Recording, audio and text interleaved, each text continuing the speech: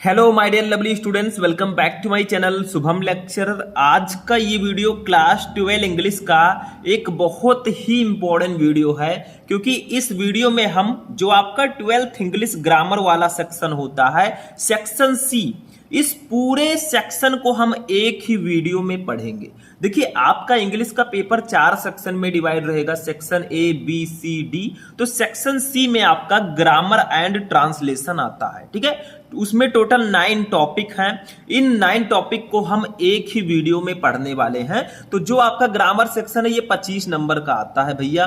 तो 25 number clear करना है तो इस वीडियो को शुरू से लेकर लास्ट तक देखिएगा। आप इसको एक महा मैराथन क्लास समझिए, क्योंकि ये वीडियो बहुत इंपॉर्टेंट है। पूरे 9 टॉपिक हम एक ही वीडियो में पढ़ेंगे। तो ले लीजिए कॉपी और पेन और बैठ जाइए हमारे साथ, क्योंकि अब की बार हमें बनना है टॉपर, ठीक है। पूरा सेक्शन सी हम एक ही वीडियो में पढ़ने वाले हैं। देखिए, सेक्शन सी में हमारे टोटल 9 टॉपिक आते हैं। वो कौन कौन सी टॉपिक्स हैं जिनको हम इस वीडियो में कवर करेंगे। पहला टॉपिक है डायरेक्ट एंड इनडायरेक्ट नरेशन, ठीक, मतलब डायरेक्ट स्पीच को इनडायरेक्ट में कैसे कन्वर्ट करें। दूसरा हमारा है सिंथेसिस ऑफ सेंटेंसेज, ठीक है, इसको पढ़ेंगे। सबके हम क्वेश्चंस को इस वीडियो में पढ़ेंगे। एक एक टॉपिक के क्वेश्चन को हम स्टेप बाय स्टेप पढ़ते हुए चलेंगे। तीसरा है ट्रांसफॉर्मेशन ऑफ सेंटेंसेज, इसके क्वेश्चन पढ़ेंगे। चौथा है सिंटैक्स, इसके क्वेश्चन पढ़ेंगे। बहुत सारे स्टूडेंट कहते हैं सर ग्रामर में मुझे डायरेक्ट इनडायरेक्ट नहीं आता, सिंथेसिस नहीं आता। क्यों नहीं आता? मैं समझाऊंगा सारी चीजें, बस आप लोग वीडियो को रेगुलर देखा कीजिए, हमको सपोर्ट कीजिए। मैं आपके लिए अच्छी अच्छी वीडियोस लाता रहूंगा। 5 नंबर है आइडियम्स एंड फ्रेजेस, फिर इसको पढ़ेंगे। फिर एंटोनिम्स को पढ़ेंगे, फिर सिनोनिम्स को पढ़ेंगे, फिर वन वर्ड सब्स्टिट्यूशन को पढ़ेंगे, और लास्ट में हम हिंदी टू इंग्लिश ट्रांसलेशन भी पढ़ेंगे कि आखिर हिंदी को इंग्लिश में कैसे ट्रांसलेट करते हैं, हिंदी के पैसेज को। तो पूरा 9 टॉपिक हम एक ही वीडियो में पढ़ेंगे। तो ये एक महामैराथन क्लास है। सबसे पहले इस वीडियो को लाइक कर दीजिए, चैनल को सब्सक्राइब कर लीजिए। तो चलिए देखते हैं एक एक टॉपिक को। सबसे पहला टॉपिक हम पढ़ते हैं डायरेक्ट एंड इनडायरेक्ट नरेशन। तो देखिए स्टूडेंट, हमारा सेक्शन सी जो है ग्रामर एंड ट्रांसलेशन, इसका फर्स्ट टॉपिक है डायरेक्ट एंड इनडायरेक्ट नरेशन। इसमें आपको क्या करना होता है, डायरेक्ट स्पीच दिया रहेगा, उसको इनडायरेक्ट में कन्वर्ट करना होगा। जैसे देखिए फर्स्ट क्वेश्चन है, she said honesty is the best policy, यानी कि उसने कहा ईमानदारी सबसे अच्छी नीति है। तो सबसे पहले जब आप डायरेक्ट को इनडायरेक्ट में कन्वर्ट करें तो आपको ये देखना है। देखिए, ये आपका रिपोर्टिंग वर्ब है, ये आपका रिपोर्टेड स्पीच है, ठीक। तो इन्वर्टेड कामा के अंदर हमारा रिपोर्टेड स्पीच होता है। तो पहले आपको ये ध्यान देना है कि आखिर ये कौन सा सेंटेंस है, ये असर्टिव है या इंट्रोगेटिव है या इंपरेटिव है या ऑप्टेटिव है, ठीक है। आपको ये पहले ध्यान देना है। तो देखिए, जो हमारा इन्वर्टेड कॉमा के अंदर है रिपोर्टेड स्पीच, ये असर्टिव सेंटेंस है। दूसरी चीज कौन सा टेंस है, तो ये इज एम आर है। और आपको पता है अगर आपके डायरेक्ट स्पीच के रिपोर्टेड स्पीच में इज एम आर आता है तो जब उसको इनडायरेक्ट में बदलते हैं तो वो वाज बेयर में कन्वर्ट होता है। लेकिन यहां पर is are am was were में कन्वर्ट नहीं होगा, क्योंकि एक रूल है। अगर यूनिवर्सल ट्रूथ या फिर हमेशा सत्य रहने वाली बात आती है तो वहां हम टेंस में कोई चेंजेस नहीं करते। जैसे honesty is the best policy, ईमानदारी सबसे अच्छी नीति है। देखिए, ये सच है और हमेशा सच ही रहेगी, तो इसके टेंस में हम कोई परिवर्तन नहीं करेंगे। तो अगर हमेशा सत्य रहने वाली बातें या ऐतिहासिक बातें आती हैं तो उसमें हम कोई चेंजेस नहीं करते। तो इसको लिखेंगे सी, सैड का सैड ही रहने देंगे मेरे स्टूडेंट्स। बीच में क्या लगाएंगे, देखिए जब हम असर्टिव सेंटेंस को डायरेक्ट से इनडायरेक्ट में कन्वर्ट करते हैं तो बीच में हम कंजक्शन दैट का यूज करते हैं, दैट, ठीक है। बाकी को ऐसे लिख देना है, honesty is the best policy, ठीक, पॉलिसी। बस ये आपका इनडायरेक्ट में कन्वर्ट हो चुका है। तो इसमें हमें कुछ नहीं करना था। और एक चीज याद रखिएगा, जैसे हमेशा सत्य रहने वाली बातें जब आएंगी ना तो उसको हम इनडायरेक्ट में जब बदलेंगे तो वो भैया उसके टेंस में परिवर्तन नहीं होगा। जैसे आपको कोई कहे कि और भी बहुत सारे एग्जाम्पल हैं, the sun sets in the west, तो भैया वो तो सबको पता है। The sun is very hot, सूर्य बहुत गर्म है, सबको पता है, ठीक है। तो ये सारी चीजें हमेशा सत्य रहने वाली बातें, इसमें कोई परिवर्तन हम टेंस में नहीं करेंगे। दूसरा देखिए, इसको समझना होगा आपको। देखिए, ही सैड, उसने कहा, let us wait for the result, यानी कि आइए रिजल्ट का इंतजार करें।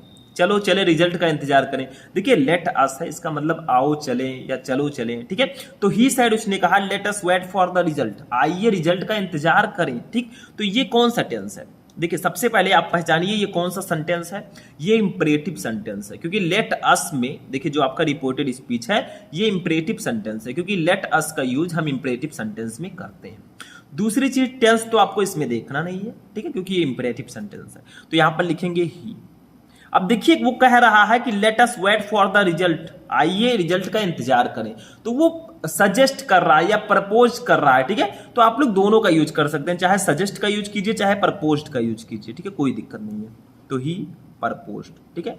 अब देखिए वैसे तो हम भैया इंपरेटिव सेंटेंस में दैट का यूज नहीं करते हैं, लेकिन हाँ अगर लेट अस से आपका सेंटेंस प्रारंभ हो रहा है तब हम दैट का यूज करेंगे।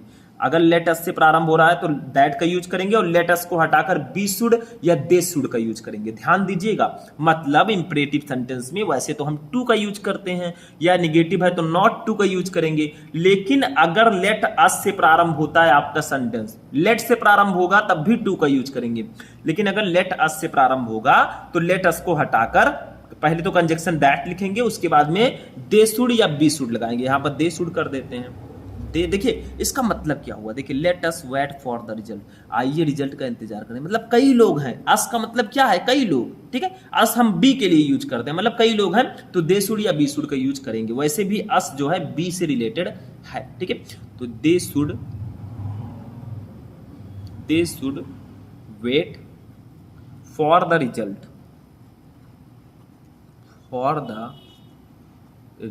ठीक, बस ऐसे आपको कर देना। ये इनडायरेक्ट में कन्वर्ट हो चुका है, मतलब he proposed that they should wait for the result, बस हो गया, ठीक, समझ में आ गया।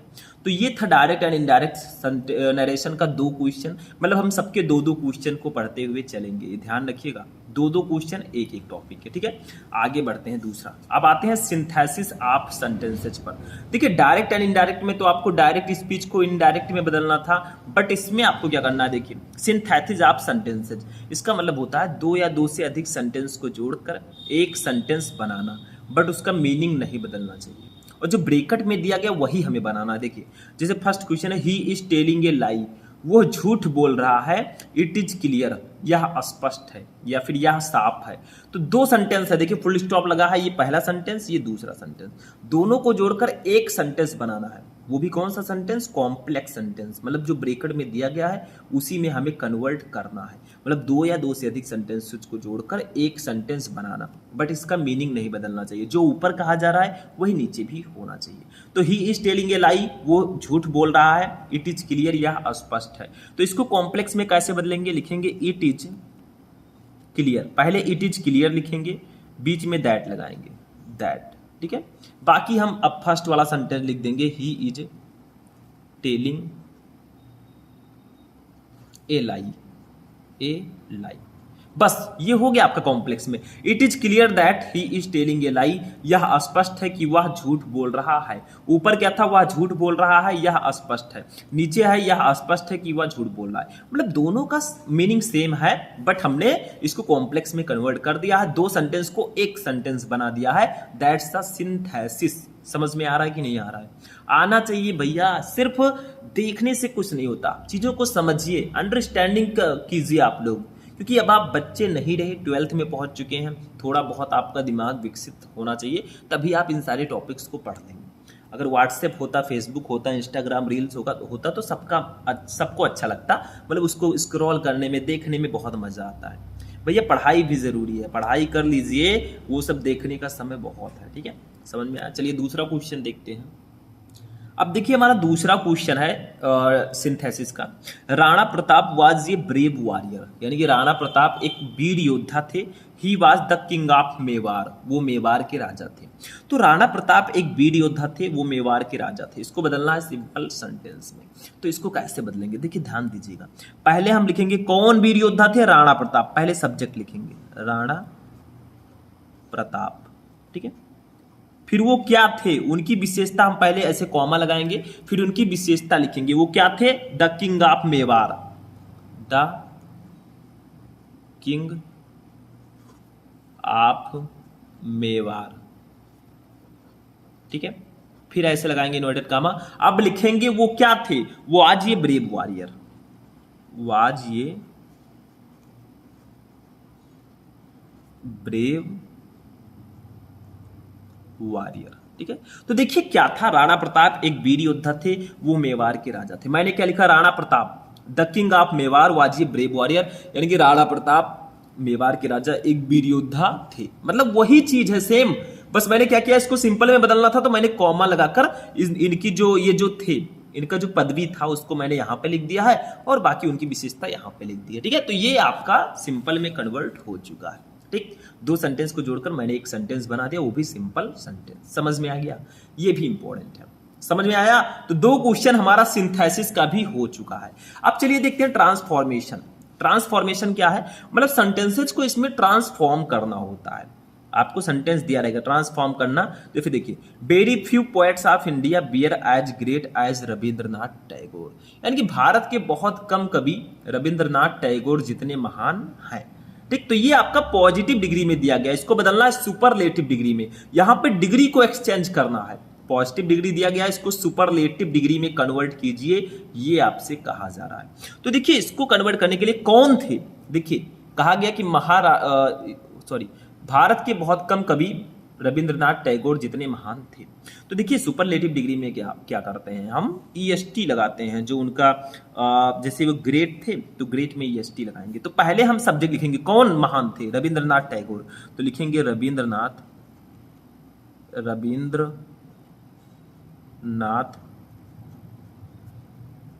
टैगोर वाज, ठीक है, वाज वन ऑफ द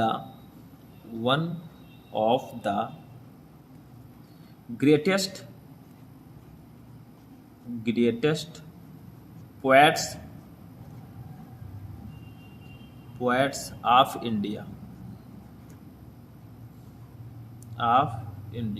तो Rabindranath Tagore was one of the greatest poets of India, यानी कि रविंद्रनाथ टैगोर भारत के महानतम कवियों में से एक हैं। तो सुपरलेटिव में मैंने क्या किया, वन ऑफ द ग्रेटेस्ट, मतलब इनकी जो विशेषता है उसमें EST लगा देना है और द आगे लगा देना है। ठीक है, मतलब आपको पॉजिटिव डिग्री से सुपरलेटिव डिग्री में कन्वर्ट करना आना चाहिए। ठीक, नेक्स्ट दूसरा देखिए, दूसरा है he is very excellent teacher, वो बहुत उत्कृष्ट शिक्षक हैं। एक्सीलेंट का मतलब उत्कृष्ट होता है या बहुत अच्छे शिक्षक हैं, इसको बदलना है एक्सक्लामेटरी सेंटेंस में। कैसे बदलोगे, तो लिखेंगे इस प्रकार से, हाउ एन, अब इनकी विशेषता लिखेंगे एक्सीलेंट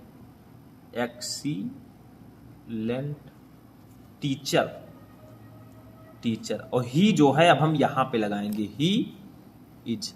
देखिए एक्सक्लामेटरी कुछ इस प्रकार से हम करते हैं, how an excellent teacher he is, वो कितने उत्कृष्ट शिक्षक हैं। ऊपर क्या था, वो बहुत उत्कृष्ट शिक्षक हैं। ठीक है, नीचे क्या है, वो कितने उत्कृष्ट शिक्षक हैं, मतलब मीनिंग सेम है बट मैंने इसको एक्सक्लामेटरी में कन्वर्ट कर दिया है। That's a transformation. ट्रांसफॉर्मेशन में भी आपको सेंटेंस दिया रहेगा, ब्रेकेट में जो दिया रहेगा उसी के अकॉर्डिंग ट्रांसफॉर्म करना होगा। अगर पैसिव वॉइस में दे दिया गया तो आप पैसिव वॉइस में ट्रांसलेट कीजिए। ठीक है, समझ में आ गया ये भी ट्रांसफॉर्मेशन। अब हम चलते हैं अपने नेक्स्ट टॉपिक पर। अब देखिए स्टूडेंट, हमारा जो नेक्स्ट टॉपिक है ये है सिंटैक्स। सिंटैक्स का मतलब होता है करेक्शन ऑफ सेंटेंसेज, मतलब आपको सेंटेंस दिया गया है, इसमें कुछ गलती होगी उसको सही करके लिखिए, यही है भैया सिंटैक्स। जैसे देखिए फर्स्ट है, he congratulated me for my success, यानी कि उन्होंने मुझे मेरी सफलता पर बधाई दी। भैया आप टॉपर बन गए तो हम भी आपको बधाई देंगे। ठीक, आप अगर अच्छे नंबर लाएंगे, टॉपर बनेंगे, तो आपके गांव वाले, आपके रिश्तेदार सभी लोग आएंगे, अरे बच्चा कैसे पढ़ता था, टॉपर बन गया, ऐसा हुआ वैसा हुआ, आपको बधाई देने आएंगे। तो he congratulated me for my success, उसने मेरी सफलता पर मुझे बधाई दी।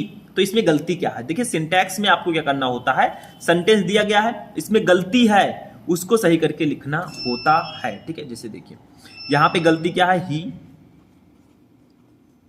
कॉन्ग्रेचुलेटेड मी। ठीक है, ही कॉन्ग्रेचुलेटेड मी। अब देखिए कॉन्ग्रेचुलेटेड है, मी है, तो ऑफ, यहां पर फॉर का यूज हम नहीं करेंगे। ठीक है, इसके लिए हम ऑन का यूज करेंगे, ऑन माई सक्सेस।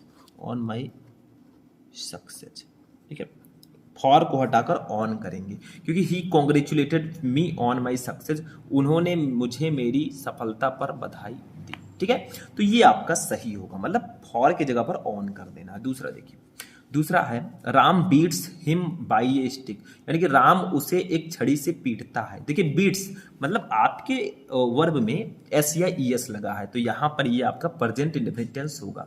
तो प्रेजेंट इंडेफिनिट टेंस के अंत में क्या आता है, ता है, ती है, ते है। तो राम उसे छड़ी से पीटता है। लेकिन देखिए छड़ी से या किसी वस्तु से कोई किसी को पीट रहा है तो बीट्स के साथ हिम के साथ बाई नहीं लगाएंगे, बिथ लेंगे, ठीक है। तो राम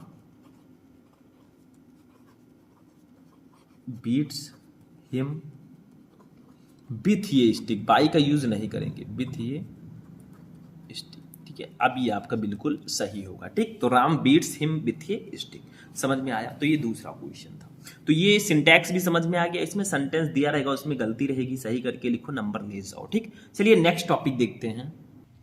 अब देखिए स्टूडेंट, हमारा जो नेक्स्ट टॉपिक है वो है भैया आइडियम्स एंड फ्रेजेस। जैसे हिंदी में आप पढ़ते हैं ना मुहावरे एवं लोकोक्तियां, वैसे इंग्लिश में आइडियम्स एंड फ्रेजेस होती हैं। मतलब मुहावरे एवं लोकोक्तियों में क्या होता है हिंदी में बताइए, पहले आपको उसका मीनिंग लिखना होता है जो दिया रहता है क्वेश्चन, फिर उसका वाक्य प्रयोग करना होता है सेंटेंस में यूज। वैसे ही यहाँ पे भी करना है, पहले इसका मीनिंग लिखना है, फिर इसको सेंटेंस में यूज करना है, आपको नंबर दे दिया जाएगा। जैसे फर्स्ट देखिए, a bed of roses. A bed of roses का मतलब होता है फूलों की सेज, ठीक। तो यहाँ पे आप इसका इंग्लिश लिखेंगे एन ईजी। देखिए इंग्लिश में आप लिखिएगा, जैसे हिंदी में आप हिंदी में लिखते हैं ना, तो ऐसे इंग्लिश में लिखिएगा an easy and comfortable, comfortable situation, यानी कि फूलों की सेज इसका मतलब होता है an easy and comfortable situation, यानी कि एक आसान और आरामदायक स्थिति, ठीक। वही मतलब फूलों की सेज। तो देखिए जो हमारी लाइफ है भैया, ये फूलों की सेज नहीं है, इसमें उतार चढ़ाव होते रहते हैं, कभी खुशी कभी गम, ठीक। तो देखिए लिखेंगे लाइफ, इसको सेंटेंस में यूज कर रहे हैं, life is not a bed of roses. देखिए इसको ब्लैक से मैं कर देता हूं, not a bed of roses, ठीक। बस ये आपका हो चुका है, ठीक। सेंटेंस में यूज हो चुका है। मतलब आपको सबसे पहले क्या करना है, सबसे पहले क्वेश्चन दिया रहेगा, उसका मीनिंग लिखना है, फिर उसको सेंटेंस में यूज करना है। मतलब इसी क्वेश्चन को इस सेंटेंस में यूज करना है। कोई ऐसा सेंटेंस लीजिए जिसमें ये यूज हो जाए। कोई जरूरी नहीं है जो एग्जाम्पल मैंने लिया है सेम आप वही ले, ऐसा कहीं नहीं लिखा है, दूसरा एग्जाम्पल भी ले सकते हैं। तो ये बेड ऑफ रोजेज, इसका मीनिंग होगा an easy and comfortable situation, यानी कि फूलों की सेज या फिर एक आसान और आरामदायक स्थिति। लाइफ इज नॉट ये बेड ऑफ रोजेज, जो जीवन है ये फूलों की सेज नहीं है, यानी कि ये आसान और आरामदायक स्थिति नहीं है। जीवन में बहुत सारे उतार चढ़ाव होते हैं। जिसके पास पैसा है वो खुश है, लेकिन सब पैसा ही सब कुछ नहीं होता मेरे दोस्त। पैसा बहुत हो जाए, हेल्थ आपका अच्छा ना रहे तो क्या होगा, परिवार में खुशी ना रहे तो क्या होगा, पैसे लेकर क्या करेंगे। पैसों से खुशियां नहीं खरीदी जा सकती, ठीक है। बस ये है कि थोड़ा बहुत कुछ खरीद कर थोड़ा आनंद ले सकते हैं, बट पैसा ही सब कुछ नहीं होता है, ध्यान रखिएगा। दूसरा क्वेश्चन देखिए, एप्पल ऑफ वंस आई, यानी कि बहुत प्रिय, वेरी डियर। जैसे आपने उसमें देखा है ना आंखों का तारा, ठीक है, वैसे इसमें वेरी डियर, यानी कि एप्पल ऑफ वंस आई, यानी कि वेरी डियर, बहुत प्यारा, आंखों का प्यारा मेरा, ठीक है। जैसे देखिए इसका एग्जाम्पल कैसे लेंगे, इसका वाक्य प्रयोग, to a mother, to a mother, even ये bad child is the Apple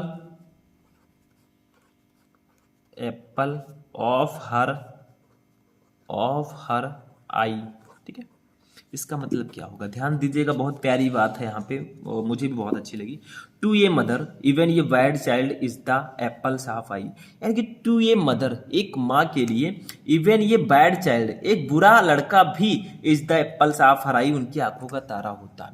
तो एक माँ के लिए उसका एक बुरा बच्चा भी, उसका एक बुरा बेटा भी उसकी आंखों का तारा होता है। मतलब बेटा कितना भी बेकार क्यों ना हो, कितना भी नालायक क्यों ना हो, अपनी माँ के लिए, उसकी माँ के लिए वो आंखों का तारा होता है, ठीक है। बहुत प्यारा होता है, सबकी माँ सबसे प्यार करती है, ठीक है, सबको पता है, समझ में आए। और पिताजी को मत छोड़िएगा, वो भी बहुत प्यार करते हैं। तो ये आपका हो गया नेक्स्ट, ठीक, आइडियम्स एंड फ्रेजेस, समझ में आ गया। वैसे आप में ऑब्जेक्टिव टाइप आएंगे, हो सकता है कि एप्पल ऑफ वंस आई, इसका सही मीनिंग क्या होगा, तो ये सब आपको बताना होगा। ठीक है, नेक्स्ट टॉपिक देखते हैं। अब देखिए स्टूडेंट, जो हमारा नेक्स्ट टॉपिक है वो क्या है, एंटोनिम्स। एंटोनिम्स का मतलब क्या होता है, विपरीतार्थक शब्द या विलोम शब्द। मतलब विपरीतार्थक शब्द, जैसे देखिए ऑनेस्ट का मतलब होता है बेईमान, आपसे कोई सॉरी ऑनेस्ट का मतलब होता है ईमानदार, आपसे कोई पूछे इसका एंटोनिम्स क्या होगा, तो इसका एंटोनिम्स होगा डिसऑनेस्ट, बेईमान। मतलब एक दूसरे के विपरीत अर्थ रखते हैं। जैसे देखिए एंशियंट, एंशियंट का मतलब होता है पुराना। ठीक है, एंशियंट का मतलब होता है पुराना या प्राचीन, तो इसका एंटोनिम क्या हो जाएगा, मॉडर्न। मॉडर्न का मतलब होता है आधुनिक, मॉडर्न का मतलब क्या होता है, आधुनिक। ठीक, या नया। ठीक, तो एंशियंट का मतलब पुराना, मॉडर्न का मतलब आधुनिक। ठीक, मैं एक ही का मीनिंग यहाँ पे लिख रहा हूँ, एक का आप समझ लीजिएगा। दूसरा देखिए बोल्ड, बोल्ड का मतलब होता है बहादुर, तो इसका क्या होगा, टिमिड। टिमिड का मतलब होता है डरपोक, तो कोई बहादुर है भैया, कोई है डरपोक। ठीक, तो ये एक दूसरे के एंटोनिम्स होंगे, विपरीतार्थक शब्द। समझ में आ रहा है, मतलब एक दूसरे के विपरीतार्थक शब्द को लिखना है, ये ध्यान में रखिएगा। ऐसे आपका सिनोनिम्स आता है, सिनोनिम्स का मतलब होता है समानार्थी शब्द। मतलब वर्ड तो अलग अलग होंगे लेकिन उनके मीनिंग सेम होंगे। जैसे आप पर्यायवाची शब्द पढ़ते थे, देखिए ब्यूटीफुल का मतलब क्या होता है, सुंदर। ठीक है, तो इसका क्या होगा सिनोनिम्स, हैंडसम लिख सकते हैं, हैंडसम लिख सकते हैं, चार्मिंग लिख सकते हैं, चार्मिंग। एक और लिख सकते हैं प्रेटी, प्रेटी भी लिख सकते हैं। ठीक है, प्रेटी, समझ में आया, प्रीति नहीं प्रेटी। ठीक है, तो ये इसका मतलब भी होता है सुंदर। ठीक, समझ में आया, या बहुत अच्छा। तो ब्यूटीफुल का मतलब सुंदर, हैंडसम, चार्मिंग, प्रेटी का मतलब भी सुंदर। जैसे हैंडसम लोग होते हैं भैया, पता नहीं मैं हूं कि नहीं हूं, आप में से बहुत सारे लोग होंगे। ठीक, समझ में आया, तो ये आपका हो जाए। दूसरा देखिए कन्फेस, कन्फेस का मतलब होता है स्वीकार करना, तो देखिए एडमिट का मतलब भी स्वीकार करना होता है, एडमिट। उसके बाद में एक्सेप्ट का मतलब भी स्वीकार करना होता है। ठीक है, तो कन्फेस का मतलब स्वीकार करना, एडमिट और एक्सेप्ट का मतलब भी होता है स्वीकार करना। ठीक, तो that's a synonyms with his other. ठीक, अब देखिए नेक्स्ट टॉपिक देखते हैं भैया, वन वर्ड सब्स्टिट्यूशन। इसका मतलब हिंदी में क्या होगा, अनेक शब्दों के लिए एक शब्द। जैसे देखिए a person who does not believe in the existence of God, यानी कि ऐसा व्यक्ति जो ईश्वर के अस्तित्व में विश्वास नहीं रखता, उसको एक वर्ड में क्या बोलते हैं, उसको बोलते हैं एथीस्ट। एथीस्ट, एथीस्ट का मतलब होता है नास्तिक। भैया जो ईश्वर में विश्वास नहीं रखता है उसको नास्तिक बोला जाता है। ठीक है, जो अपनी वाली करे कहे भगवान नहीं होते, ऐसा वैसा होता है, तो वो नास्तिक होता है, एथीस्ट। ठीक, दूसरा देखिए, ये वन वर्ड सब्स्टिट्यूशन है, मतलब वन वर्ड सब्स्टिट्यूट करना है। दूसरा देखिए, a life history of a man written by someone else, यानी कि एक आदमी का दूसरों के द्वारा लिखा गया एक आदमी का जीवन इतिहास, उसको बोलेंगे बायोग्राफी। क्या बोलेंगे, बायोग्राफी। जीवनी आपने पढ़ा होगा, जीवन परिचय, बायोग्राफी। तो जीवन परिचय जो होता है ये दूसरों के द्वारा ही लिखा जाता है, क्योंकि इसमें क्या होता है, मृत्यु भी लिखी रहती है। और भैया कोई कभी अपनी मृत्यु कैसे लिख सकता है कि मैं ये मेरी डेथ हो चुकी है, भैया दूसरों के द्वारा लिखा जाता है। ठीक है, तो बायोग्राफी होगा। समझ में आ गया, चलिए नेक्स्ट टॉपिक देखते हैं। तो देखिए स्टूडेंट, एक चीज ध्यान रखिएगा कि यहाँ पे मैंने हिंदी टू इंग्लिश को अब लिया है, लेकिन यहाँ पे एक और टॉपिक था, वो है होमोफोन्स। होमोफोन्स है अभी आप में, तो मैंने इस वीडियो में उसको नहीं लिया, इसके लिए सॉरी। आप लोग ऐसा मत समझिएगा कि भैया जो स्टार्टिंग के 9 टॉपिक मैंने बताए थे सिर्फ वही है आपकी ग्रामर में। देखिए 25 नंबर में 2 नंबर कम रहेगा, क्योंकि देखिए यहाँ पे आपका होमोफोन्स मैंने ऐड नहीं किया है उसको। ठीक है, तो होमोफोन्स आप लोग अलग से पढ़ लीजिएगा, ये मैं आगे के वीडियोस में आपको बताऊंगा। ठीक है, तो ग्रामर में आपका होमोफोन्स भी आता है, लेकिन इसको मैंने यहाँ पर डिवाइड कर दिया है। अब चलते हैं हिंदी टू इंग्लिश ट्रांसलेशन पे। ठीक है, तो देखिए हिंदी और टू इंग्लिश ट्रांसलेशन में हमें क्या करना होता है, ध्यान दीजिए। ये ऐसे हिंदी का एक पैसेज दिया जाएगा, इतना बड़ा रहे या छोटा भी हो सकता है, बड़ा भी हो सकता है। ठीक है, इसको इंग्लिश में ट्रांसलेट आपको करना होगा। ठीक, तो ध्यान दीजिएगा। इसमें देखिए क्या है, ध्यान से समझिएगा। हिंदी टू इंग्लिश ट्रांसलेशन मतलब हिंदी के पैसेज को इंग्लिश में ट्रांसलेट करो। देखिए, भारत एक कृषि प्रधान देश है। अब इसको इंग्लिश में कैसे ट्रांसलेट करोगे, देखिए आपको सब्जेक्ट ऑब्जेक्ट ये सब ढूंढना आना चाहिए। तो देखिए भारत एक कृषि प्रधान देश है। कौन कृषि प्रधान देश है, कौन का प्रश्न करने पर आपको सब्जेक्ट मिलेगा, तो भारत। ठीक है, तो भारत के लिए हम लिखेंगे इंडिया, इंडिया। ठीक है, और ये कौन सा सेंटेंस है, देखिए कृषि प्रधान देश है, ये इज RM है, तो इंडिया इज। ठीक है, क्या है वो, क्या का प्रश्न करने पर आपको ऑब्जेक्ट मिलेगा, एन एग्रीकल्चरल। देखिए कृषि प्रधान का मतलब होता है एग्रीकल्चरल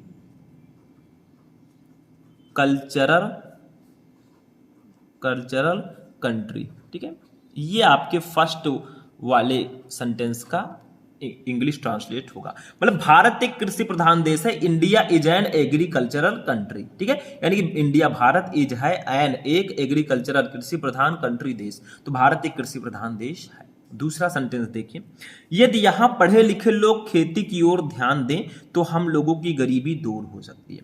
तो यदि यहां पढ़े लिखे लोग खेती की ओर ध्यान दें, कौन खेती की ओर ध्यान दें? पढ़े लिखे लोग। तो पढ़े लिखे लोग आपका सब्जेक्ट होगा, तो पहले हम इसको लिखेंगे। तो पढ़े लिखे लोग का इंग्लिश क्या होगा बताइए? देखिए यहां पर एक चीज और है, क्या कहा जा रहा है कि यदि यहां पढ़े लिखे लोग, तो यदि आगे लगा तो पहले इफ लिखेंगे, इफ। ठीक है, फिर यहां का इंग्लिश लिख इफ। देखिए कौन आप लगाएंगे सब्जेक्ट, कौन? पढ़े लिखे लोग। तो इफ द एजुकेटेड, पढ़े लिखे लोग का मतलब होता है द एजुकेटेड, एजुकेटेड लोग का लिखेंगे पीपल। ठीक है, लोग का लिखेंगे पीपल। तो इफ द एजुकेटेड पीपल, यदि पढ़े लिखे लोग खेती की ओर ध्यान दें। ठीक है, ध्यान देना का होता है पे अटेंशन, पे अटेंशन। ठीक है, किसकी ओर? टू एग्रीकल्चर, टू एग्रीकल्चर मतलब खेती की ओर, टू एग्रीकल्चर,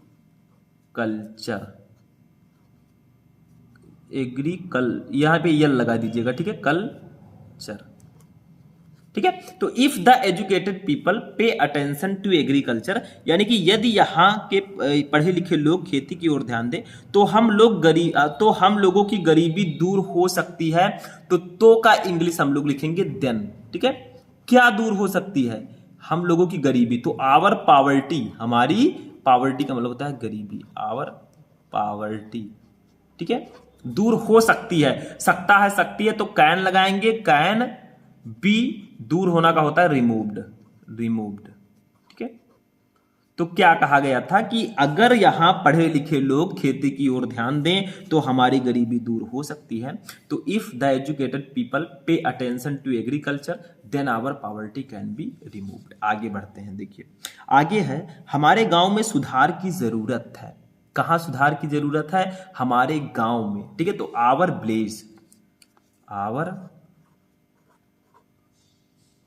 विलेज। ठीक है, जरूरत का होता है नीड, तो आवर विलेज नीड्स इंप्रूवमेंट, यानी कि सुधार की। ठीक है, इंप्रूवमेंट।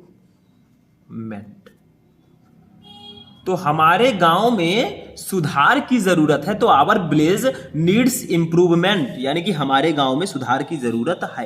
एक एक सेंटेंस को आप लोग करके चलेंगे तो अच्छा रहेगा, बट आपको देखिए अगर हिंदी टू इंग्लिश ट्रांसलेट करना है तो आपको वर्ड का मीनिंग आना चाहिए। जैसे सामाजिक का सोशल होता है, जीवन का लाइफ होता है। ठीक है, ये सब शिक्षित का एजुकेटेड होता है, ये सब पता होगा तभी आप कर पाएंगे। आगे देखिए क्या है, शिक्षित व्यक्ति जब गांव में रहने लगेंगे, कौन रहने लगेंगे? शिक्षित व्यक्ति। तो जब का लिखेंगे व्हेन। ठीक है, व्हेन कौन रहने लगेंगे? शिक्षित व्यक्ति। तो when the educated, when educated people, when educated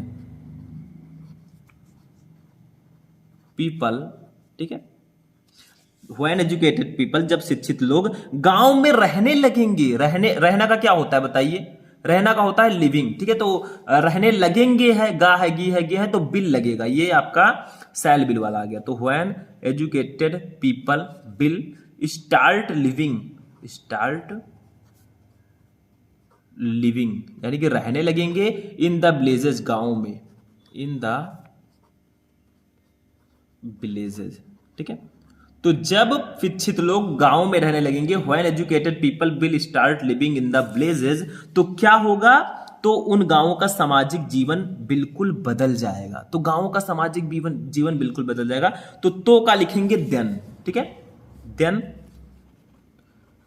क्या बदल जाएगा? सामाजिक जीवन। तो सामाजिक जीवन का होता है the social life, the social life. ठीक है, द सोशल लाइफ किसका?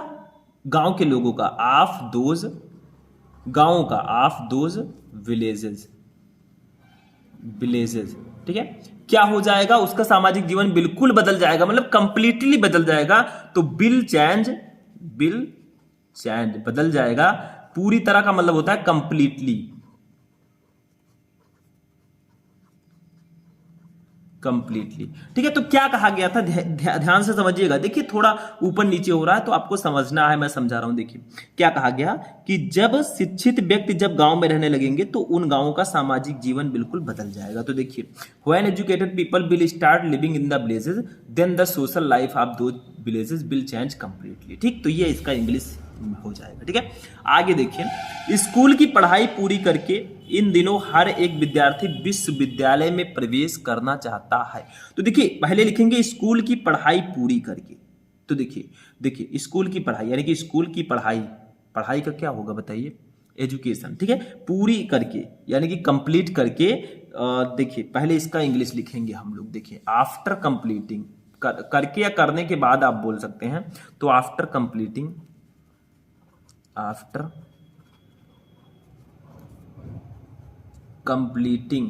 ठीक है, after completing the school education यानी कि स्कूल की पढ़ाई पूरी करके, द स्कूल एजुकेशन। तो after completing the school education यानी कि स्कूल की पढ़ाई पूरी करके क्या कहा गया, इन दिनों हर एक विद्यार्थी विश्वविद्यालय में प्रवेश करना चाहता है। कौन प्रवेश करना चाहता है, हर एक विद्यार्थी। ठीक है, तो एवरी स्टूडेंट चाहता है, मतलब वांट। ठीक है, टू टेक क्या करना चाहता है, प्रवेश करना, एडमिशन इन किसमें, विश्वविद्यालय में यानी कि यूनिवर्सिटी। इन दिनों का हो जाएगा दीज डेज। तो यहां पर लिखेंगे after completing the school education यानी कि स्कूल की पढ़ाई पूरी करके हर एक स्टूडेंट विश्वविद्यालय में प्रवेश लेना चाहता है। तो लिखेंगे हर स्टूडेंट का क्या होगा, एवरी स्टूडेंट। ठीक है, वो क्या करना चाहता है, वो एडमिशन लेना चाहता है किसमें, विश्वविद्यालय में। तो स्टूडेंट वांट चाहता है, वांट्स, टू टेक लेना, टू टेक प्रवेश लेना, एडमिशन प्रवेश, एडमिशन किसमें एडमिशन लेना चाहता है, इन यूनिवर्सिटी यानी कि विश्वविद्यालय में, इन यूनिवर्सिटी। ठीक है, कब, दीज डेज मतलब इन दिनों, दीज डेज। ठीक, तो आपका क्या था यहां पे, देखिए हिंदी का क्या था, देखिए स्कूल की पढ़ाई पूरी करके इन दिनों हर एक विद्यार्थी विश्वविद्यालय में प्रवेश लेना चाहता है। तो after completing the school education यानी कि स्कूल की पढ़ाई पूरी करके एवरी स्टूडेंट हर एक विद्यार्थी वांट्स चाहता है, टू टेक लेना, एडमिशन प्रवेश इन यूनिवर्सिटी विश्वविद्यालय में, दीज डेज इन दिनों। तो स्कूल की पढ़ाई पूरी करके इन दिनों हर एक विद्यार्थी विश्वविद्यालय में प्रवेश लेना चाहता है। आगे देखिए, यह धारणा उचित नहीं है। क्या उचित नहीं है, यह धारणा। तो धारणा का देखिए यह का लिखेंगे दिस, धारणा का हम लोग लिखते हैं assumption, this assumption is not, उचित का होगा करेक्ट, इज नॉट करेक्ट। तो यह धारणा उचित नहीं है, this assumption is not correct. ठीक, आगे देखिए क्या है, विद्यार्थियों को इन विषयों पर ठीक से विचार करना चाहिए। किसको विचार करना चाहिए, स्टूडेंट्स को। ठीक है, तो लिखेंगे पहले स्टूडेंट्स। ठीक है, अब चाहिए आ गया है तो इसके लिए हम लोग यूज करेंगे शुड। ठीक है, क्या करना चाहिए, विचार करना चाहिए, तो विचार का हम लोग लिखेंगे थिंक। ठीक है, तो स्टूडेंट्स शुड थिंक यानी कि स्टूडेंट को विचार करना चाहिए किस पर, देखिए किस पर करना चाहिए, इन विषयों पर। तो यानी कि about these topic, about these topics. ठीक है, प्रॉपरली यानी कि अच्छे से, प्रॉपरली। तो देखिए क्या है, student should think about this topic properly यानी कि विद्यार्थियों को इन विषयों पर ठीक से विचार करना चाहिए, तभी वे साहस के साथ भविष्य का सामना कर सकेंगे। तभी का होता है देन। ठीक है, तो ओनली देन लिख दीजिए, देन कौन सामना कर सकेंगे, वे, दे कैन सकते हैं। ठीक है, सामना करना का होता है बोल्ड, देखिए पहले बोल्डली लिखेंगे यानी कि बहादुरी से, बोल्डली। ठीक है, अब फेस का मतलब होता है सामना कर सकेंगे, द फ्यूचर यानी कि भविष्य का, द फ्यूचर। ठीक है, तो क्या था आपका कि विद्यार्थियों को इन विषयों पर ठीक से विचार करना चाहिए। तो स्टूडेंट्स विद्यार्थियों को शुड चाहिए थिंक विचार करना अबाउट के बारे में दिस टॉपिक इन विषयों पर प्रॉपर्ली ठीक से। तो विद्यार्थियों को इन विषयों पर ठीक से विचार करना चाहिए। देन तभी they can boldly face the future, तभी वे बहादुरी के साथ, देखिए देन तभी दे वे कैन बोल्डली बहादुरी से फेस सामना कर सकेंगे द फ्यूचर यानी कि भविष्य का। तो तभी वे भविष्य का बहादुरी से सामना कर सकेंगे। तो देखिए मैंने आपको अच्छे से बताने का पूरा प्रयास किया कि आप लोग हिंदी टू इंग्लिश समझ सकें, लेकिन देखिए ये कोई एक दिन का हलवा नहीं है भैया, खा के सो गए और आराम से आपको आ गया।